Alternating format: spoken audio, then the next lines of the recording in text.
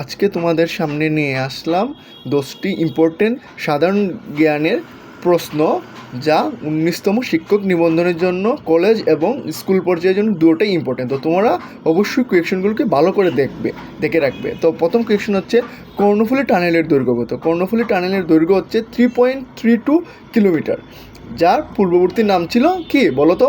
যার পূর্ববর্তী নাম ছিল বঙ্গবন্ধু টানেল। দ্বিতীয় কোয়েকশন হচ্ছে, বাংলাদেশের বৃহত্তর দ্বীপ জেলা কোনটি?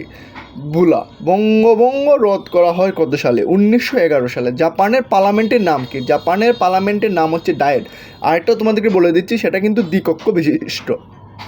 ইরানের মুদ্রার নাম কি? ইরানের মুদ্রার নাম হচ্ছে ইরানিয়ান রিয়াল। জ্বালানি তেলের রিজার্ভের শীর্ষ কোন দেশ? ভেনেজুয়েলা। হিজবুল্লাহ কোন দেশ ভিত্তিক সংগঠন? লেবানন। এসডিজির লক্ষ্যমাত্রা কয়টি? 17টি।